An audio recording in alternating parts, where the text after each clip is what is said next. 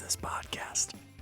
As we turn to an ASMR podcast a year into the podcast. And you're probably wondering, Mike, you should probably stop doing that because some people find this very weird. But I want to be the second person to talk in a normal voice because Matt finally got an upgrade on his audio. And I want him to be the first person to have the full-length volume of this podcast. So Matt, how are you today? It's the first time, careful with your words. How is everything going on? I literally can't hear one word you're saying. No, I'm just kidding. No, the new microphone feels good. Sounds good. I'm excited. It was a journey and a half for us to get the microphone together.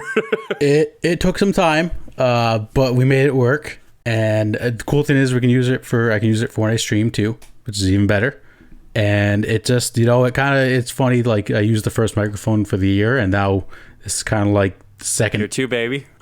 Year two, and upgrading the microphone. Upgrades, people. Upgrades, people. Upgrades.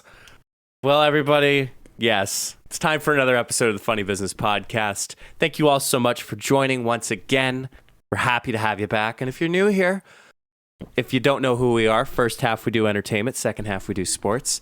Kind of like deja vu all over again, because I remember saying this back in episode 2 a long time ago. Now it's I feel like we did that for like the first 10 episodes. Oh, yeah. And then we just got to a point where it was like, whatever.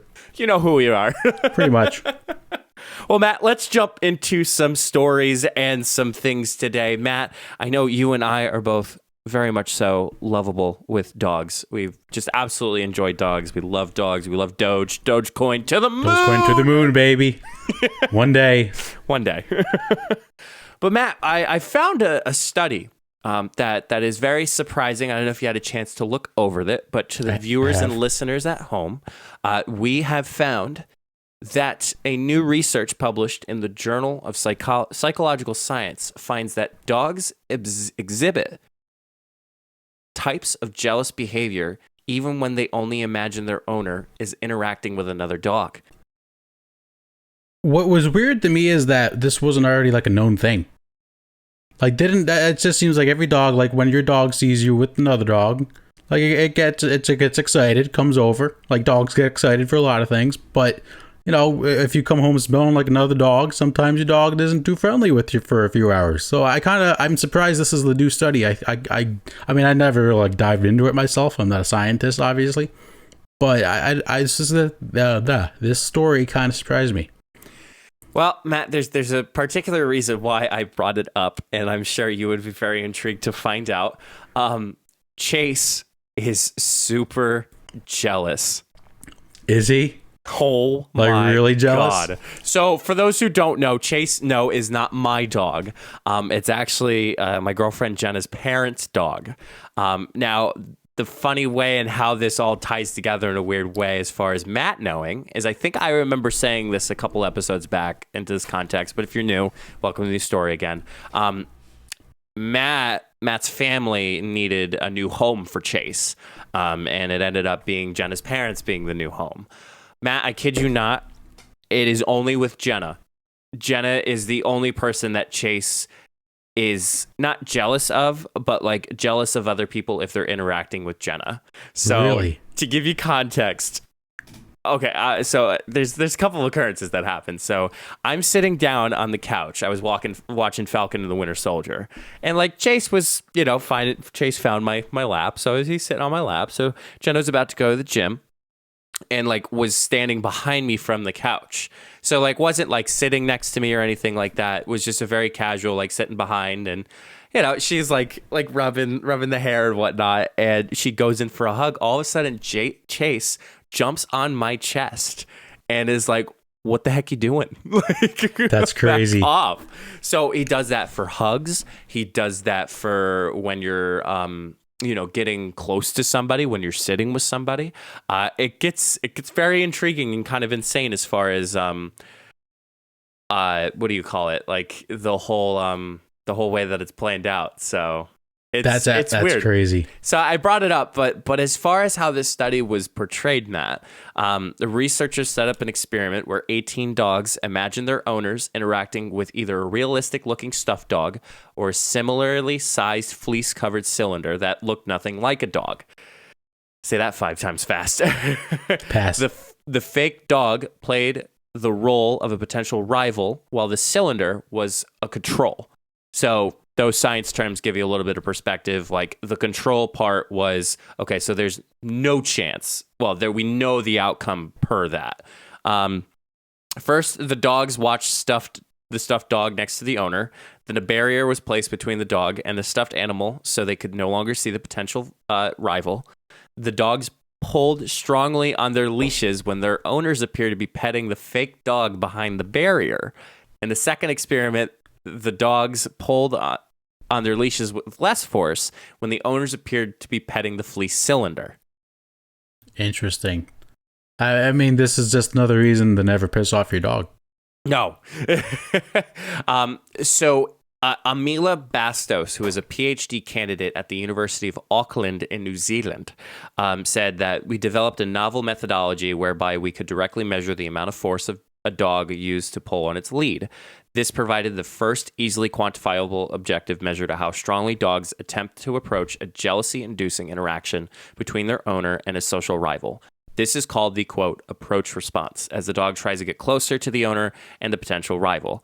Researchers were able to measure the actual strength of the approach response rather than relying on inconsistent behaviors like barking, whining, growling, or attempting to bite, which would vary among dogs. I thought that was really smart that they came up with this experiment without having those, I guess, quips. There's probably a better scientific term than quips, but like, I think when we think about a whining dog, like we think the dog is upset.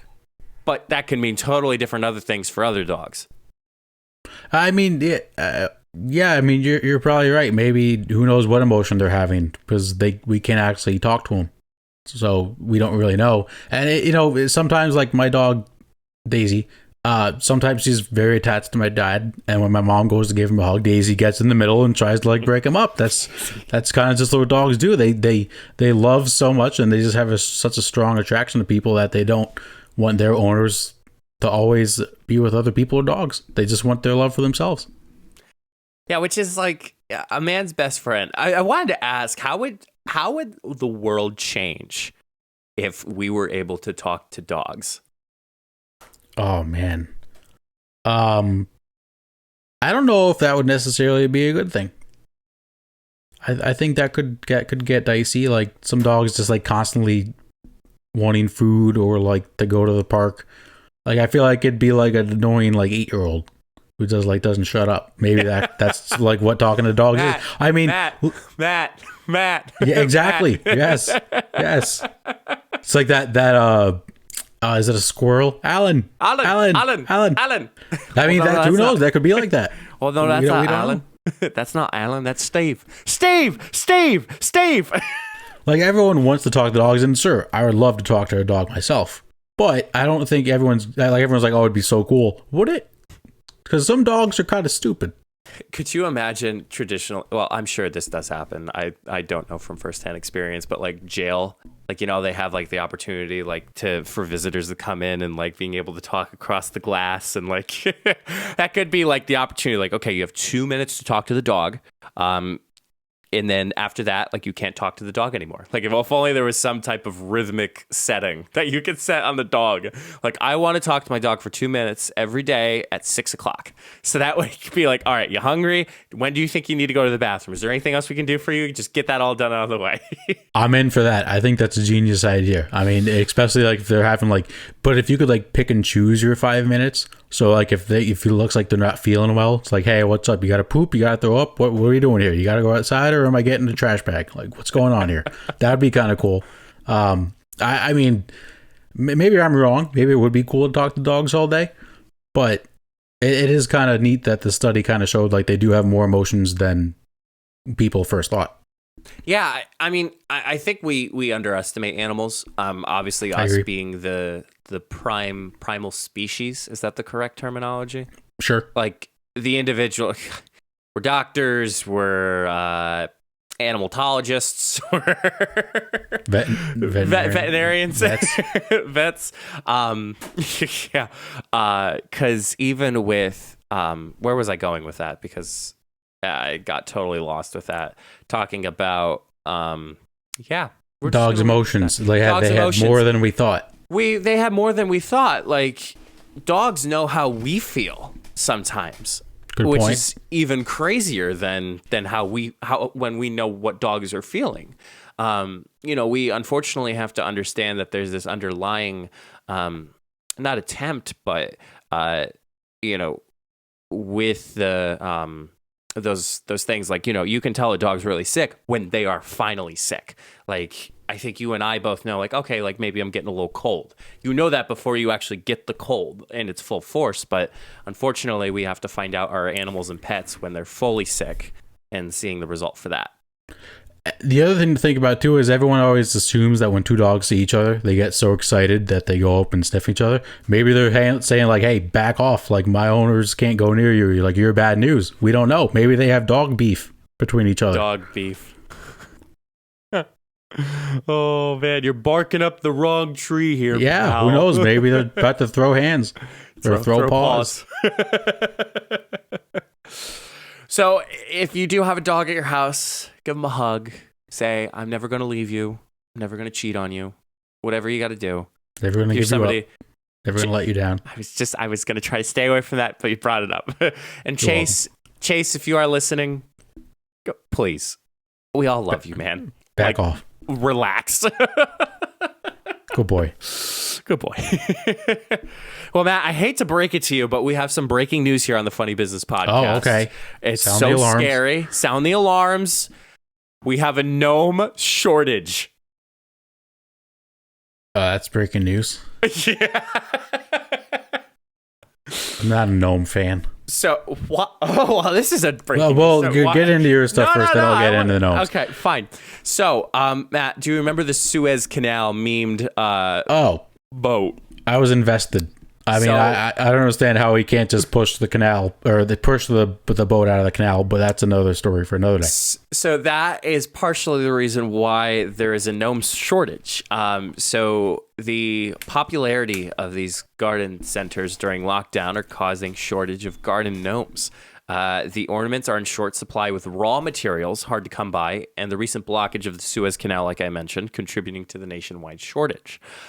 Ian Byrne, who's the assistant manager of Highfield Garden World in Whitminster, said that there has been a massive upswing in the sales of garden gnomes. We haven't seen a gnome in 6 months now, unfortunately, and experienced somewhat of a boom in their popularity was causing issues with the availability of many popular items. So, Matt, I do have to know, why don't you like gnomes? All right, so everyone's like, "Oh, gnomes are cool and like they protect the garden and the lawn." You ever read any of the Goosebumps books back in like elementary school? There's one where like gnomes come to life and they're like attacking people, and I read that for class. I've been terrified of gnomes ever since. I've been terrified. Absolutely terrified of them. I mean, you just never know when those things are going to come, like, stab you in the neck with a knife. They're just, like, creepy looking, too. Like, they're small and, like just get an elf. Like, elves are, like, I feel like elves are, like, a cooler Elves version of seasonal, gnomes. though. Well, that's because they're, first of all, we don't know if, first of all, elves are not seasonal. They make toys year-round. Get your facts. Yeah, so we're going to put them in front of our lawn instead of sending them to the North Pole. Well, yeah, so that instead of making toys, they can, like, rake the garden or, like, pick up the leaves, cut the grass, do that stuff. That sounds like a gift for mom and dad instead. Are you saying you wouldn't want your own personal elf? It sounds like my personal butler to me. But exactly, but it's a personal elf. I bet you they make bomb-ass cookies. I bet they do, but hopefully they can make more than just cookies. I can't believe that the Suez Canal caused the gnome shortage. I heard it was potentially going to cause a toilet paper shortage. Gnome shortage was new to me. Yeah, very, very, very new. So they're, again, like we said back previously, it's the not the actual gnomes. So like it's the actual materials that are needed to make gnomes. So to me, if I were to dig a little bit more, I don't think gnomes are the only things that are causing a shortage.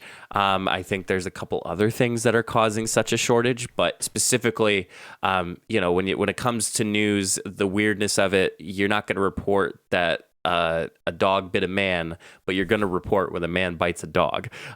So. Fair point. That's a fair point. Journalistic news values, Matt. Learn them.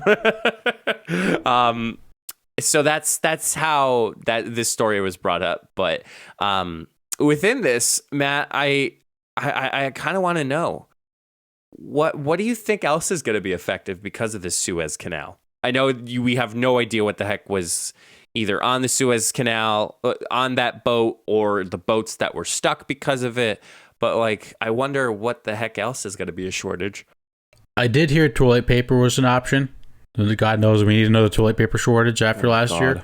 But I heard that was an option. I don't know if that actually is happening or going to happen. I'm trying to think what other things are made of, like gnomes are made of.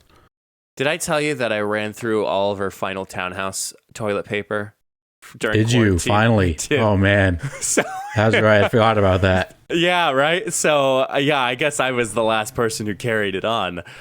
So back in junior year, we were in a townhouse and they gave us just this big box of toilet paper. The thing literally was probably from, I'd say, like an average desk height. I think we had enough the whole school year. I don't even think they had a refill once. No, we didn't have to refill, but then we were moving into an apartment and we're like, well, like we need toilet paper. And we all looked at the box, so we just started stuffing toilet paper. That lasted me, Matt. I know the four of us lived together, then the two of us, then the three of us, and then just me now. That lasted for 1, 2, 3. That lasted for 4 years, man. 4 years. That's crazy. We could solve the toilet paper shortage ourselves. We just need the toilet paper just for like the state of Pennsylvania. So yeah, that's how we kept toilet paper going, and it was just kind of weird that I had to buy toilet paper again. I don't even know how expensive toilet paper is, to be honest. You get the cheap kind, you can get the expensive kind. Well, hold on, you can't get cheap toilet paper. That's just like that. You totally can. Yeah, but like, but as a personal perspective, like you shouldn't you don't want to. Yeah, you don't want to. Makes sense. It's not. Yes, yeah, that's something you don't cheap out on. I mean, you're balling on a budget, man. You kind of. I would rather ball on a budget on like shampoo than toilet paper. Shampoo than toilet paper. Yeah, I'd rather pay more for toilet paper, or like buy the expensive toilet paper and not buy the expensive shampoo. Shampoo, that's how they get you. They can get you with some of the shampoo products. Unless it's like Bath and Body Works, which is like buy 2 get 1 free. I mean, that's just, we're not gonna go there. I'm gonna bypass that. You're gonna bypass that? Yeah. Disavow. I'm in a good mood. I don't feel like getting upset right now. Okay. All right. Sounds good. They have yet to determine when the shortage will return to normal. But Matt, I don't think that is too much of a pressing matter, unlike toilet paper and chicken back in the day. Yeah, it's a bad time if you had like a gnome break last year and you're trying to get one for your garden. That kind of sucks. I feel like there's also only like a 2-month period where like gnomes are popular. Probably like April to June, I would say. Maybe a little more. Do gnomes serve any purpose other than decoration? I think it's supposed to be like they like protect the yard or something. That's why I'm saying elves are better. Gnome in the yard. I don't know if my family's ever had a gnome. I don't know if you guys did. No, we never did. I feel like there's a specific type of people that like gnomes. I feel like they're not like, obviously not everyone's a gnome person. Maybe we all are just gnomes and we don't even know about it. Did I ever tell you about the guy that lives kind of like down the street from me? No. His front yard is full of like full-sized ceramic animals.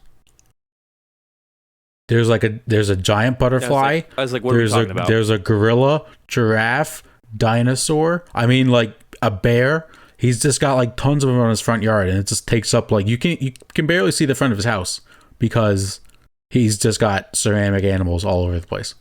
I don't know if I was just raised this way, but like I'm more about like seeing my grass more than anything. And like having those ornaments in your front yard is more of a pain in the ass to mow around. I mean, you would know better than I would as far as like the layout of it all. But like, I'm just thinking it just being super cluttered and you don't even see the grass. I agree. Obviously, for Christmas, like we're gonna put some stuff out. But yeah, I would rather see like grass than like plants, like some colorful plants out front and out back. You put some stuff out, but you take it back in when you're done with it. Right. Like this is permanent. Like this is semi-permanent. Yeah, no, that guy keeps it up year round, 24/7. In the snow, in the rain, in the sun, in the mud, everything. Matt's neighbor, I hope you're listening. Could be. Because we are harshly judging you right now. Oh, no, actually, we love it. Like, we actually get excited when we drive by. I don't know him or her. I don't really know who it is. But every time we drive by, we're like, hey, there's a new one. And it's actually like kind of cool to drive by. It's too funny. Well, hopefully if you are looking to invest, you're looking to purchase a gnome itself, you may have to wait a little bit. But however, you will get it when it comes and you'll be all happy with the gnome. Ready, you won't know when it will come. Yeah. Never gonna know him. Bazinga. I think that's what he says. Who from who? Sheldon Cooper. Sheldon, yeah, Bazinga. Yeah. Two totally different things. But speaking of names, Matt, final topic for today. I thought this was hilarious. This is just an internet meme of the century. I'm not even calling it the year, strictly the century. That's accurate. That is very accurate. So if you haven't seen it already or haven't witnessed it, Facebook decided, well, not Facebook itself, but there was a little fight going on in a park in Nebraska where hundreds of people flocked to engage in an intense pool noodle brawl. And Matt, you probably read the article, but people who are listening, you probably will never guess what the reason behind was. It was a brawl over the name Josh. I mean, if you had to pick one name for this to be revolved around, I think Josh is one of the top choices. Absolutely. So how this all started, Matt? It all started a year ago when pandemic boredom set in and Josh Swain, a 22-year-old college student from Tucson, Arizona, messaged others who shared his name on social media and challenged them to a duel. The planning began. Hundreds showed up this past Saturday at the Air Park in Lincoln, location chosen at random to participate in this silliness. The festivities started with a grueling and righteous battle of rock, paper, scissors between Josh Swain from Arizona and Josh Swain from Omaha, Nebraska. There's two Josh Swains. That's even better. Oh my gosh. The Arizona student won the competition, allowing him to claim the title of the true Josh Swain. The pool noodle competition that followed was open to anyone with the first name of Josh. Thank God they used pool noodles, man. Oh my God. Like, thank God. If they would have actually used like real swords or like knives, I couldn't even imagine. People were dressed up in costumes, Matt. I don't know if you saw the videos on Barstool or anything like that, but you certainly saw somebody dressed up as Daddy-Wan Kenobi, Obi-Wan Kenobi, running around with a pool noodle. I mean, this one guy, he's got two red noodles. It looks like Darth Maul's saber. That's crazy. This one guy has it taped up. Like, he's got like a pattern taped up on it. And then there's this guy who looks like just got done hitting this Josh to the ground. And Josh is holding his fist and like screaming in the air. So the winner, Matt, got to receive a Burger King crown for being the ultimate Josh. That concerns me a little bit. Why? Have you seen the Burger King guy on the airport and the plane? Oh yeah. Yeah, that concerns me a little bit because I've seen that meme going around, so I hope that's not the true meaning of it. Yeah, I hope not either. Well, that even gets worse, Matt, because you want to know who the winner of the Ultimate Josh competition? Can I guess his first name was Josh? Yeah. Well, of course his first name was Josh. I hope so. Could you imagine if like an Alan won? Guess the age of this individual. Let's see. This happened in Nebraska. I don't know why that has any determining factor, but I'm gonna say 22. You're wrong. How old? The winner was 4-year-old Joshua Vincent Jr. That kid might just be the greatest. Well, he is the greatest Josh of all time. How do you win the Battle of the Joshers exactly? Really didn't give any context. It was interesting of how we saw. I mean, you and I saw the videos. Like, people were hitting each other, but like no one was like backing out from it. Very weird video. Very, very weird. Hysterical, like you said, meme of the century. Do you feel like maybe they just gave it to young Josh because he was 4, and we're like, we'll crown him the winner? Maybe no one realized that his name was Josh, and that he just came in and just gave the game-winning blow to have him crown the victor. Could be. That's a good idea. Also, if I know the name Josh, there's probably some like 30-year-old there that like hates that 4-year-old now because he wanted to be the winner of the Battle of the Joshers. I mean, let's be real. If you're any name, if there's a Battle of the Mikes, if you're the Battle of the Matts, you want to win. Like, you want to be the best Matt, the best Mike, the best Josh there is. I thought it was funny. Just simply, I figured a kid was gonna win the Battle of the Joshes, but just the amount of support and how big this blew up for a big Josh battle, I mean, it just goes to show how powerful the internet could really be. Oh my gosh, you could go viral for the most stupid stuff. It's perfect. I love the internet. People say they hate the internet. I love the internet. I love the internet for things like this, because without the internet, we would not know about the Battle of the Joshers. We just wouldn't. And also, you could not pick a better place for this to go on than Nebraska. You just can't. Well, the good news is, Matt, there was some goodwill to this battle. The attendees of the brawl donated 200 to 300 pounds for food, 2 to 300 pounds of food to the Food Bank of Lincoln, and raised more than $8,000 for the Children's Hospital and Medical Center Foundation in Omaha. Okay, there we go. See, maybe I feel like the name Josh has like a negative connotation. I would say. Would you agree with that? I mean, I would say Karen's a little bit more negative connotation than a Josh. I feel like, negative, yes. Maybe negative is not the word I'm looking for. I feel like a lot of people think if your name's Josh, you're maybe not the most intelligent person. But I feel like this is going to change the reputation of Joshes around the world. Oh, yeah. I mean, could you imagine? It's almost like the boy was brought up. I'm trying to think of a good movie reference to think of, like a boy being raised and then brought up. God, what's a good movie? Like, boy being raised and then like got told, like Batman, like Bruce Wayne, like his. I mean, you know his parents are dead, right? That's what I mean. So like this whole story behind like Bruce's parents being dead and then being this superhero fighting crime and whatnot, compared to this 4-year-old Josh who won this Battle of the Joshes, and now he's like 22 years old in college, and his fun fact of 2 truths and a lie was, I won the Battle of the Joshes in Nebraska. You think he's gonna put that on his resume? Oh heck yeah, I would. I absolutely would. At least like your first resume when you're just going for like a high school job. You're like, yeah, I won the Battle of the Joshers. Battle of the Joshes.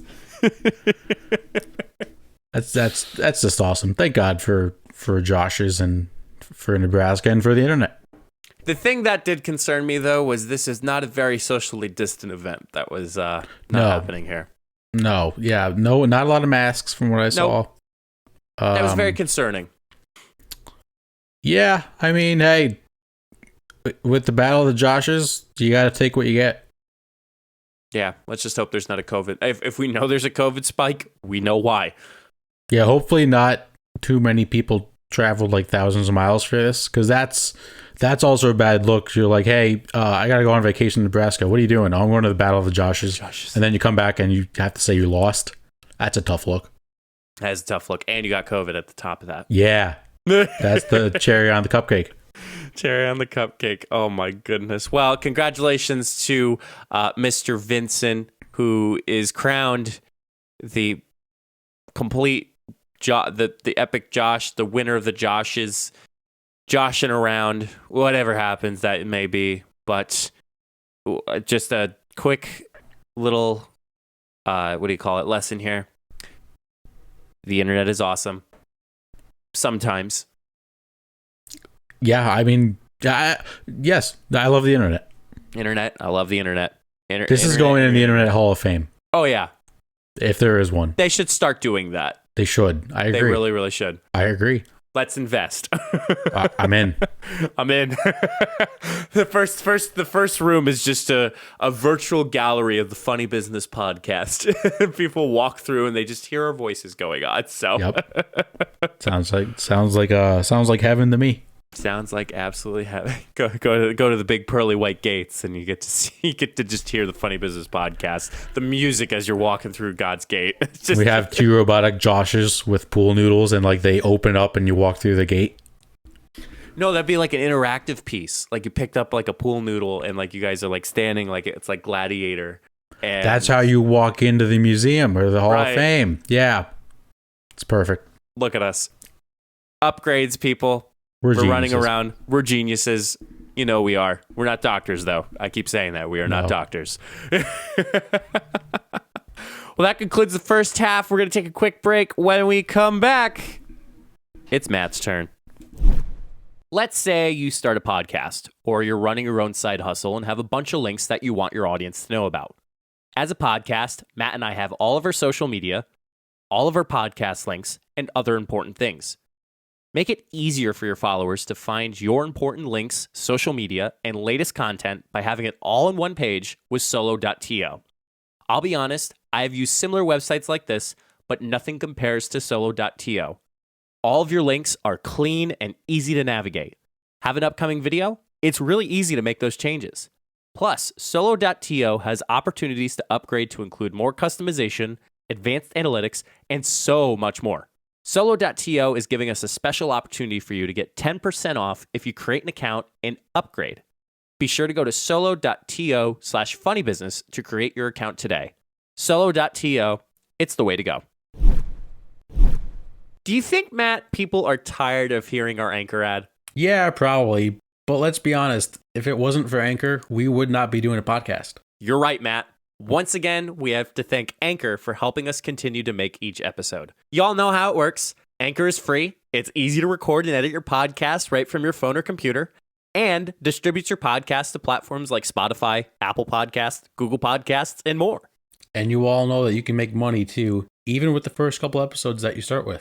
So why haven't you started your own podcast yet? Anchor is everything you need to make a podcast in one place. Download the free Anchor app today, or go to anchor.fm to get started. That's anchor.fm. So, Mike, when do you think we'll stop talking about Anchor? Oh, man, Matt. You know what? To be completely honest, I think we'll be talking about this for a long time. Okay, let's slide into the sports segments we have for you all today. Mike, the NFL made a rule change this past week. Not really to the game itself, but they're allowing receivers, linebackers, and cornerbacks to now wear single-digit numbers. So before, receivers could only wear I think from 11 or from 10 to 19, and then from 80 to 89.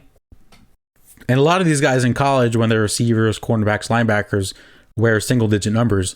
So when they came to the NFL, they had to change it. So the NFL this week said the receivers, they can basically wear any number that they would like. Which sounds, you would think most people wouldn't have a problem with this, correct? Oh, yeah. Well, Tom Brady has a huge problem with this. Of course. Yes. He said, I don't have the exact quote in front of me. Basically, he's saying how guys supposed to know who they're supposed to block now, because all these number changes are going to go on, how a quarterback's going to remember which receiver to throw to. And one of the dumbest arguments that I've seen, because you're wearing 2 different colored jerseys. Yeah, man. Tom Brady, come on, man. I mean, listen, we said a year ago, maybe he's just getting old and senile. Which- Maybe he only needs. Maybe he relies on maybe he relies on numbers and colors and numbers. And if he just double takes it pretty quick, then He could. I mean, this is a take I would expect from like Gronk. Maybe Gronk doesn't have like the capacity to realize number changes. I'm surprised. I was not aware of this rule based on receivers need double digits for their numbers. I was never aware of that. And a lot of the guys are saying they're going to change. Dalvin Cook, the running back for the Vikings, said he's not going to change after he realized it would cost him $1.5 million to change his number. Okay, I can understand why you don't want to change it now. do you know why he has to pay $1.5 million to change his number? Is it a retired number that he wants to change it to? No. So the NFL has a rule that if you change your number on a current team, you have to buy the remaining merchandise of your old number. Yeah. That's How dumb is stupid. that? That's so dumb. Roger Goodell's an idiot. Facts. You're not wrong there. Yeah, he would have cost him $1.5 million to buy the rest of the merchandise so he could go back to his college number 4. You can't make this up. That is so dumb. You just can't make this up. I don't know what's more dumb, Brady complaining about it or the fact that they actually have to buy their old merchandise. Because then, like, what do they do when the person leaves? Yeah, that's a great point. Do they have to buy it? Like, I don't think so, because like that'd probably be a labor issue, like a legal issue. But I don't know how this isn't a labor You're right, issue. I was Like, how is this not in the too. CBA? Like, that makes no sense. And speaking of Roger Goodell, it is NFL draft week. The draft is this Thursday. Mike, they announced that Roger Goodell did get vaccinated, which means any player that attends the NFL draft will be able to give him a hug once he gets selected. oh, because I would want to give him a hug. I mean, it's always kind of cool, like when the first overall pick comes up and like gives him a hug. It's like a cool embrace. Like some of the guys are crying, some of the guys are like smiling from ear to ear. And one of the big things about NFL draft, after the season ends, we have like basically 2, almost 3 months until the draft happens. So a lot of these scouts, sometimes they have too much time on their hands. And some of these prospects are put through a microscope, as they should be. They got to realize or find out if they're going to be a good player or good person for the team. So, Mike, let's run through some of the criticism some of these prospects are getting, and let's see if we think it's justified. So, I have a few players here. We're going to start with Trevor Lawrence, who is probably going to be the number 1 pick. He's been the number 1 prospect coming into college. He's the number 1 prospect coming out of college. And now they're questioning his motivation, Mike, because he said in a quote that he said was misunderstood, that his life would be fine without football. So now they're questioning his motivation. You think that's valid? I mean, the dude just had a stellar college career. And, you know, I feel like some people, yeah, like it's a living. Like you make a living off of it, like you being a professional athlete. But even looking at that, how... Because we could say, like, oh, like, well, I'm not, you know, I'd be fine without the podcast. Okay. That doesn't mean I still want to, like, still want to do it. Like, it just... the man has other routes. I think you're right. I think it's kind of just like he's saying maybe he has other interests that he would be fine with life if football didn't work out. The other criticism he's facing is he never faced a lot of adversity at Clemson because he only lost like 2 games. Yeah. You think that's fair? The reason why they're criticizing him? Yeah, like saying like he's never had to be like pushed to be really good. I mean, pushing to be, if you're the best player, who's gonna stop? Like that's just like my brain's hurting, Matt. I think you're right. I mean, if he's been the best player coming out of high school and he's been the best player coming out of college, chances are he's going to be a pretty good pro player. Right.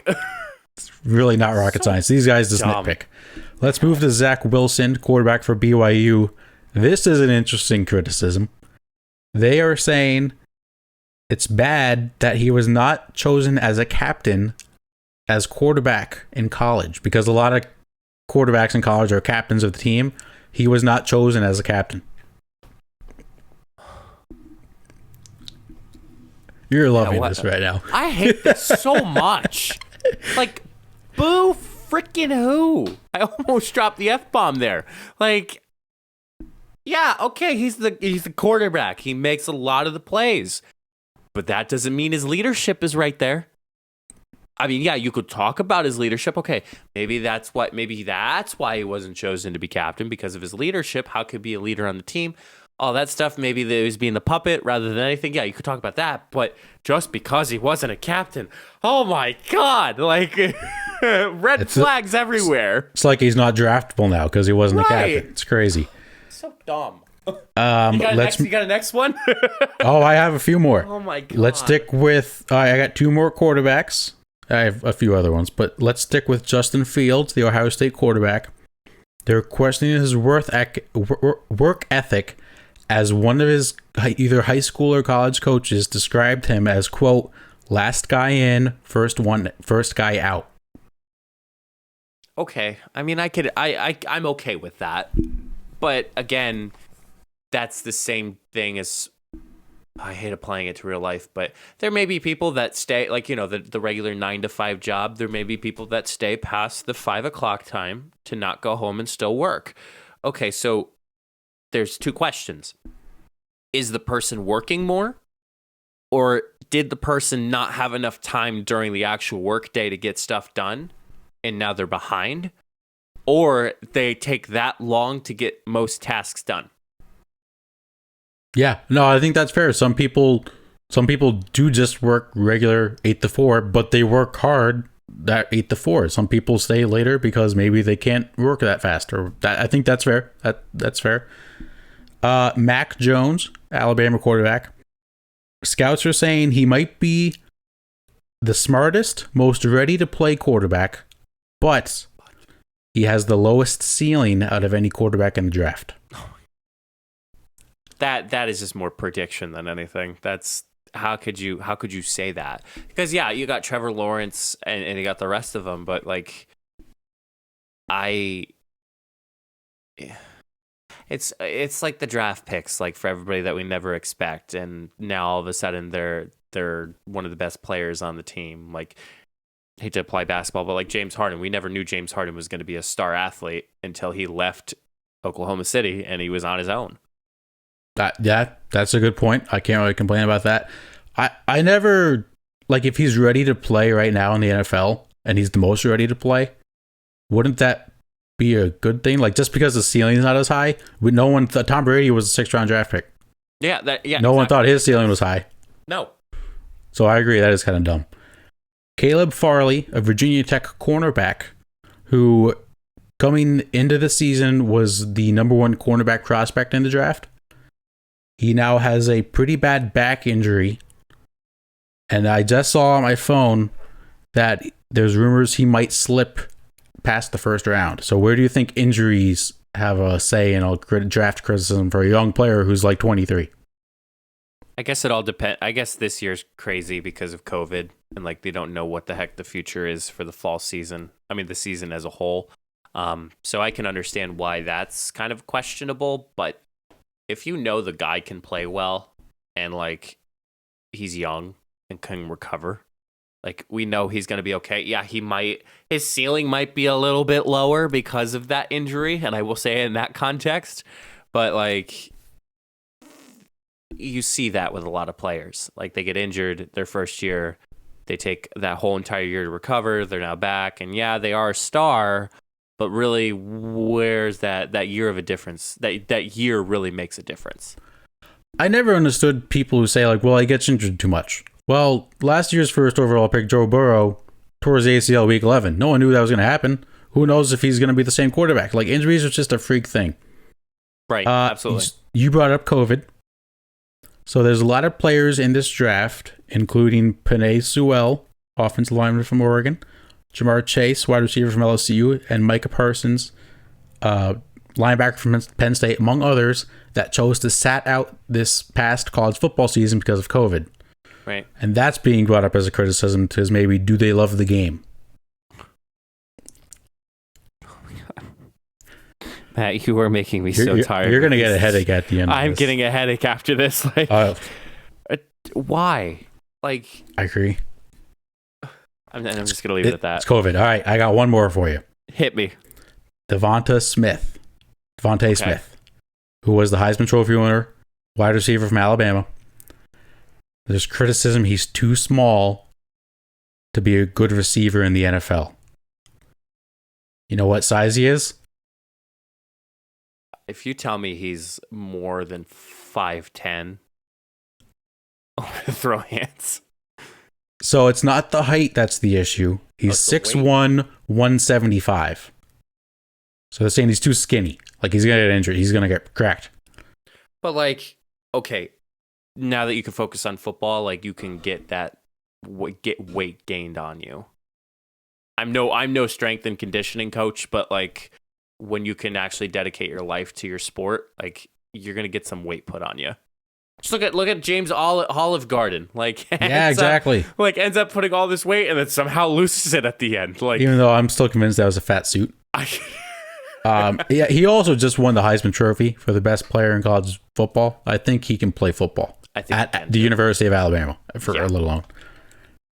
I'm very excited for the draft. As always, I will give, as we did on the first episode of this podcast. I was having deja vu when I saw the show notes. I'm like, didn't we give this last year? Well, yeah, yes. No, duh, because it's the same year. The draft was like one of our first topics. So I'll give my top 5 prediction. Jacksonville Jaguars take Trevor Lawrence, quarterback from Clemson. Number 2, the Jets will take Zach Wilson, quarterback from BYU. 3 is the 49ers, who they're taking a quarterback. I think they'll go Mac Jones from Alabama. 4 is the wild card, is the Atlanta Falcons, who might trade back, but if they keep the pick, I think they'll take Kyle Pitts, the tight end from Florida. And then 5, the Bengals, I'll say Penei Sewell from Oregon. So very excited for the draft. I'm a big draft guy. The 49ers, speaking of the 49ers, their coach had an awesome quote this 2 days ago where they were asking if the current quarterback, Jimmy Garoppolo, is going to be on the roster on Sunday unless they trade him for a pick. Kyle Shanahan said, quote, "I can't tell you who's going to be alive on this earth by Sunday, so I can't tell you who's going to be on this roster by Sunday." Which, he's not wrong. Technically. No, he's not. It's a great quote. There was also another great quote this weekend. Portland State University introduced the new head basketball coach, and he was just a quote machine. He said that he doesn't eat breakfast in the morning so he can go to work hungry. That is a great line. That's a great line. And then later in his press conference, he was talking about his 2003 Chevy Tahoe that he still drives and how it doesn't have air conditioning because in the summer, he likes to practice his mental toughness by sitting in the hot car, and doesn't have heat because of the winter. He practices his mental toughness sitting in the cold. I don't think that's how you do it, but I'll let him go. Hey, it made for a good quote in sports, which got me thinking, Mike, because there's great quotes in sports all over the place. So what are some of your favorite sport quotes? Either maybe related to the game or just that an athlete had in general, or athlete, coach, anyone in sports. I remember, so a little side context, we used to, for basketball, we always used to have the schedule put up on the bleacher. So like we'd always used to see like, okay, we're going to run sprints, or we're going to do this drill. But at the end, we had the quote of the day. And we had to memorize it because sometimes we'll get on the line and coach goes, "What's the quote of the day?" If you didn't, you had to run a sprint. Like, whoa, the whole that's team crazy. had to run a sprint.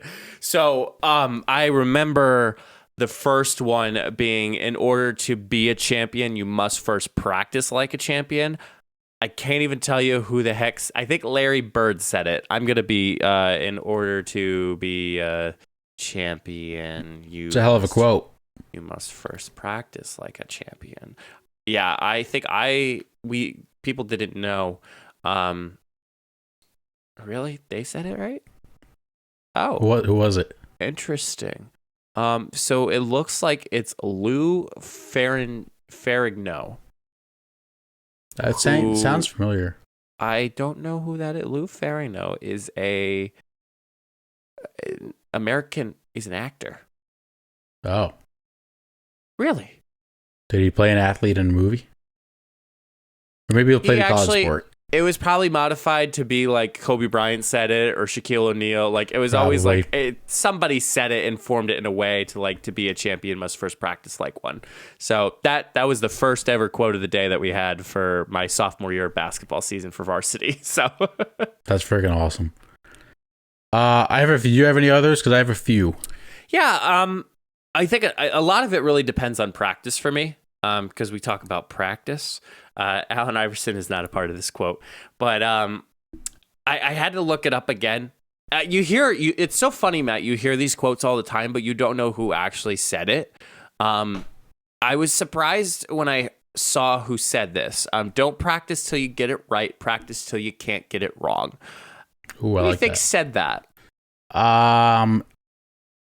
Give me a sport. Gymnastics. Oh, man, I have no idea. It's Miss Michaela Maroney who said it. Oh, that's a great lady. What a gal. Yes. I actually, that sounds like something like an old time quote. Just the importance of just doing what you are not destined to do, but like doing what you're supposed to do and like keep on doing it until you can't get it wrong. Like you could apply that to anywhere, whether that's a sport, whether that's real life. It really, yeah, it really brings a lot of motivation of just continuing on doing stuff like the podcast. Like we do this every week, and like you keep doing it until you kind of run it over. You okay over there? Yeah, I'm good. I had my funny bone. And then the last one, Matt, which is really a motivation at times, is a good old Shaq quote. You'd be surprised how simple this is based on Shaq's vocabulary, his Shaq-cabulary. But he said at one point, I really get motivated when I have doubters. I like that. I think it's a nice little, like, you don't ever think about the doubters, but like at the same time, like, you know, there's people out there that will doubt you based on whatever the heck you got going on. Yeah, I mean, that's pretty much it. I love practice quotes. I had a baseball coach myself who used to say, practice doesn't make perfect. Perfect practice makes perfect. I that stuck in my head rent free. Someone said that the Jimmy Kimmel show, they were running around and like interviewing random people, and like, you know, practice makes perfect, but they were interviewing the most random of people who were not sports. It was like something like, oh, like, are you excited for like the Super Bowl tonight? And like people have no idea, like, but the guy goes, yeah, like perfect practice makes perfect playing. It's like, I love those videos. It's not a quote, but it's hilarious. They're the best. Well, I have a few quotes. Not as motivational as yours, but just some funny quotes from some people in sports. Okay. Michael Vick once said, quote, I have two weapons, my arms, my legs, and my brain. So, not a math guy. A hell of a football player, just not a math guy. Joe Theismann, famous NFL quarterback, once said, quote, nobody in football should be called a genius. A genius is a guy like Norman Einstein. Norman Einstein. So he's not wrong, because he's clearly not a genius. Antoine Walker, former NBA player, after a game was asked by a reporter why he took so many threes. He responded, because there's no fours. So shoot or shoot. You can't talk sports quotes without bringing up the late Yogi Berra. And his Yogi Berra-isms. My favorite Yogi-ism, quote, baseball is 90% mental, the other half is physical. So also not a math guy. My favorite one from Yogi Berra was, if there's a fork in the road, take it. That's a classic one. Classic. Jerry Rice, maybe the greatest wide receiver of all time, was once asked where he viewed himself on that greatest all-time receivers. He said, quote, I feel like I'm the best, but you're not going to get me to say that. After you just said that. So, Joe Jacoby, who was a former offensive lineman in the NFL, before he played in the Super Bowl, said, quote, I'd run over my own mother to win the Super Bowl. So that's dedication right there. That's dedication, apparently. Yeah, his draft stock's going to go way back up. Vince Lombardi, Hall of Fame coach, Super Bowl trophy named after him, said once after a game, quote, we didn't lose the game, we just ran out of time. Not wrong. He's not wrong. Technically not wrong. And then my 3 favorite quotes in all of sports. Who do you think you are? I am. Who do you think you are? Pete Weber. Mike Tyson once said after one of his final boxing matches against Lennox Lewis, what's next for him? Because everyone kind of knew he was done. And Mike Tyson said, quote, I'm going to fade into Bolivian. He thought Poetic. he said I'm going to fade into oblivion. Poetic. Instead, he's just going to fade into the country Bolivia. It's the video is hysterical. It's one of my favorite videos of all time. My favorite sports quote of all time, the late Kobe Bryant. After a practice, a reporter asked him if there is a player in the league who would compliment him, which player's compliment would mean the most. Kobe said, quote, I don't know. I don't really care about any of them. Because that's just Kobe. And that's just the type of guy that Kobe is.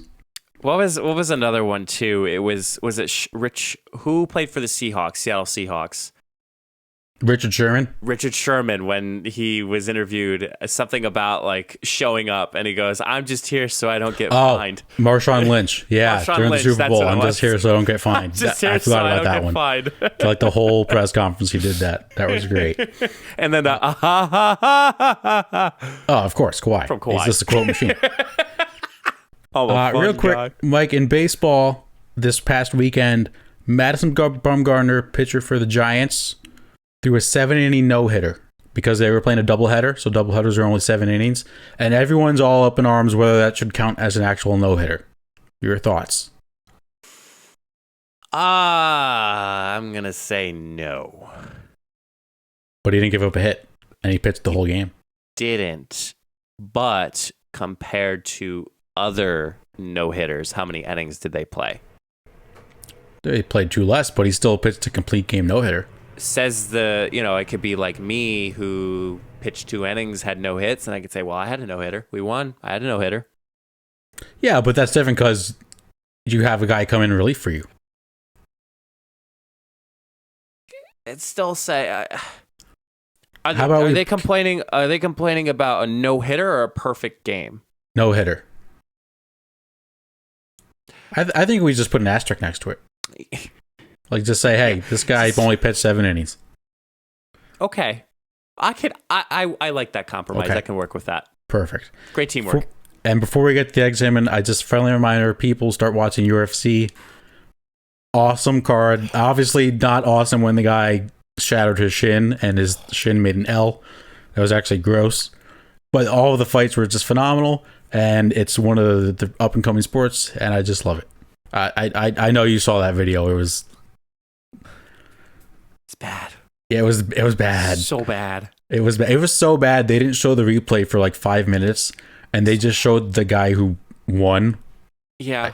Who I guess you can say he won. He was just like sitting on the mat, and he was just like, "Oh my god, I can't believe that just happened." Can't even imagine what the control room was like putting on that event. They're like, "Oh my god, pull away, ban, don't even what?" Like, Did I tell you about the fight right before that? no. So right before that, the guy got kicked in the back of the leg, and the dude broke his nerve in his back of his knee, and he went to take a step, and his leg just gave out. That was back-to-back fights. The doctor, he finished the round. He had like a minute left after that happened, and then the doctor came in and was like, "No, you can't stop." But that was back-to-back fights. One guy broke a nerve in his leg. The other guy broke his shin. Oh, it makes me so uncomfortable, Matt. It listened me too, but it was like, how do you get back to that?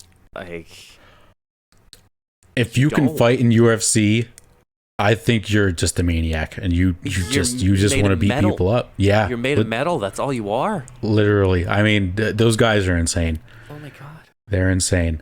That concludes the sports topics we have for you all today. It is time, ladies and gentlemen, for another brand new segment. This one shouldn't be hard to follow. It is Would You Rather. So, I have found a bunch of Would You Rathers. Do I even have to explain it? go for it. Okay, Like, so go basically I'll give it... Okay, perfect. So, let's just dive right into it. I don't know how many we'll do. We'll just see how long it takes. Mike, do you want a funny one? Do you want a serious one to start off with? I'll let you pick. Let's start with the funny. Wow, Matt, perfect missed opportunity there. Do you want a funny one or do you want a business one? Says the one who does the segments. I'm so dumb. I will take the funny one, please. Okay. Would you rather eat a meal of cow tongue or octopus? Octopus. Cooked, right? I think I would too, because you can just tell yourself it's sushi. Right. And I think people get octopus at sushi restaurants. Yeah, I don't know if I'd be comfortable like seeing a tentacle and eating that, but if you like cook it, maybe put like some spicy chipotle mayo on it, I think that'd be kind of cool. Yeah, I'm game. I would. I think I would try cow tongue though. I've seen cow tongue on James Corden's spill your guts or fill your guts. Does it look really gross? So I'm sticking with the octopus? Stick with the octopus. Okay, perfect. Stick with the octopus. Mike, would you rather your only mode of transportation be a donkey or a giraffe? Giraffe. All right, so I want to say giraffe. I mean, the donkey's more efficient, I guess is the best way to put it. What if you fall off the giraffe? You have seatbelts. There's no seatbelt on the giraffe. Like if you fall off the giraffe, you're breaking the body. You're breaking a bone in your body. You're breaking your body. You might break it's like that scene from Dodgeball. Derek fell off the roller coaster, broke every bone in his body. Riding a giraffe would be cool though. Have you ever seen anyone ride a giraffe? No. Is that possible? I fed a giraffe before. Have you? I have. They got long tongues. Oh yeah, that was the disgusting part. But what'd you feed it? What did they eat? Carrots. Oh, okay. You just stuck the, they were able to grab the rest of the carrot and was able to eat it. Interesting. I didn't know they ate carrots. I didn't really know what giraffes eat, to be honest. Let's see. Okay, this one's very interesting, and it really makes you think. I'm ready. Would you rather go into the past and meet your ancestors, or go into the future and meet your great-great-grandchildren? Oh, this is a stumper. Yeah, this is a good one. I'll let you go first. Matt. Yeah, I like this one a lot. Because if you think about it in this weird metaverse, like it's technically the same thing. It's just what side of the coin that you are on. True. Like you either be the ancestor or you be like you meet you be the future or you be the past, no matter what side you choose.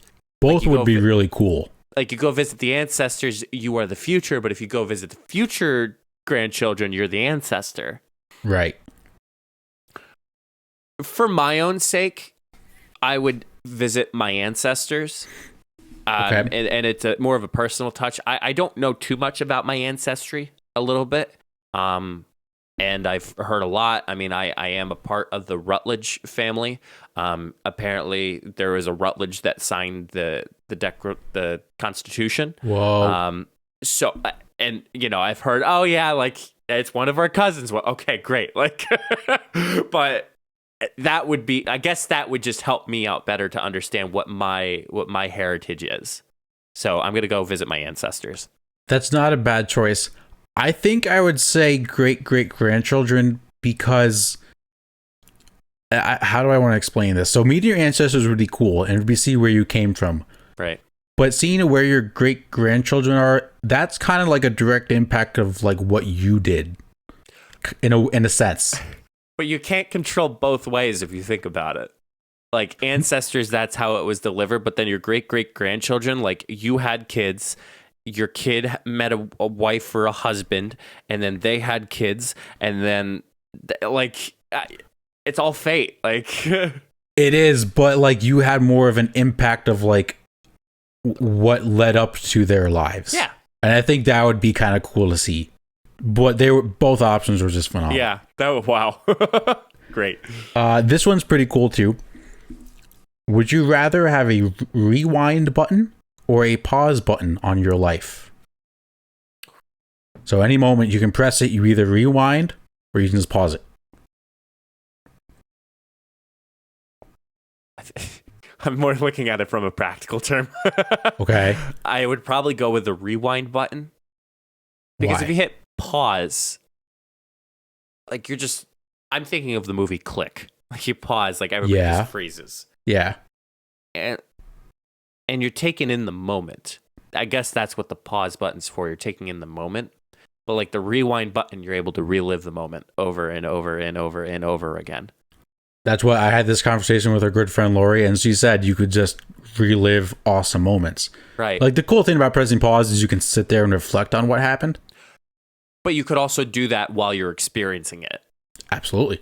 Like I could think of a really particular time, like during the Blue Man Group, like when they had their final. Have you ever been to a Blue Man Group concert? I've not. Oh my God, they're phenomenal.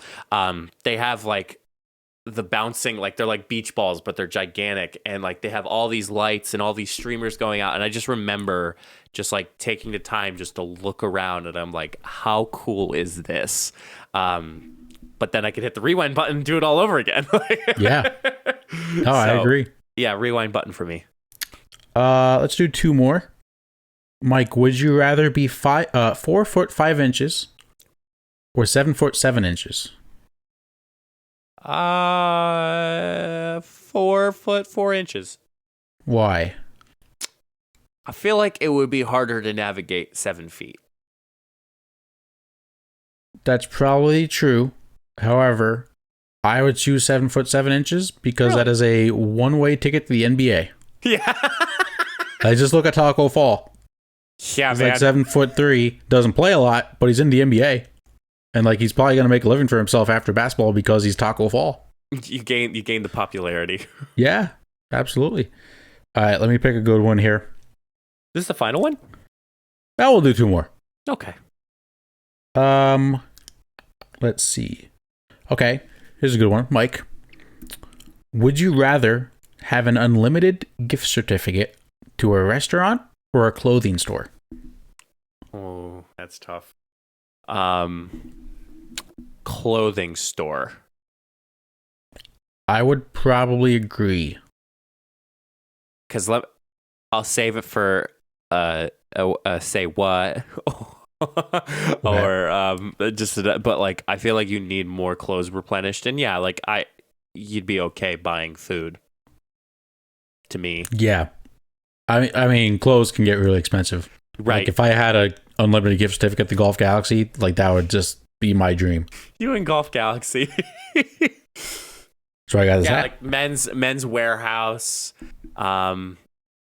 Even those bigger stores like Express, like how expensive those things are.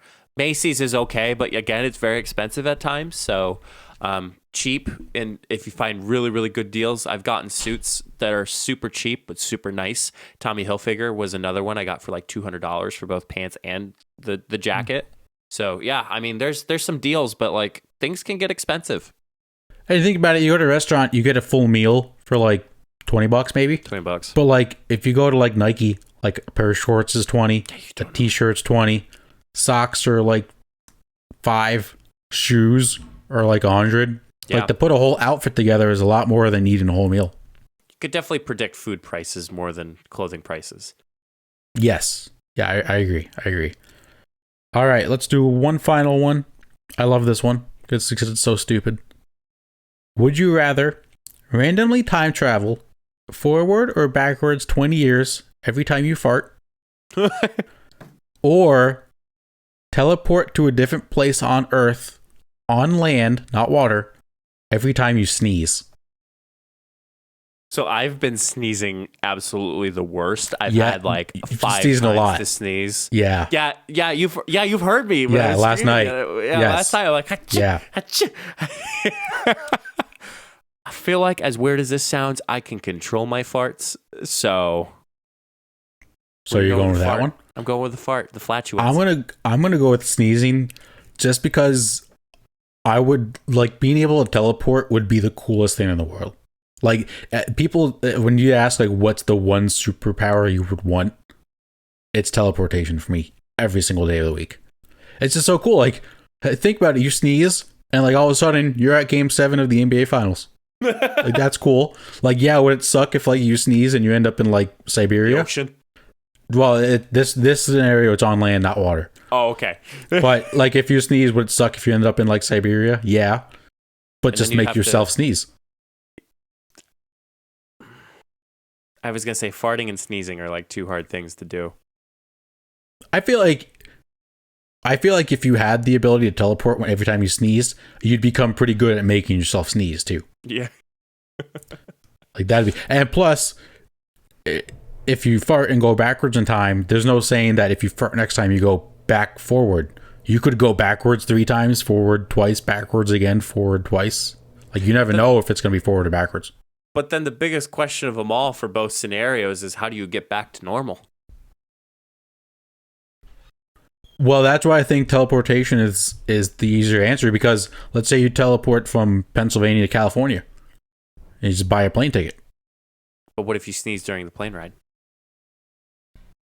Man, that's a good question. Oh my gosh. What, would be funny is if you sneezed at your home and then you go to like Disneyland and then you're on the plane, you sneeze and you end up back at home and you just spent like $300 on a plane ticket.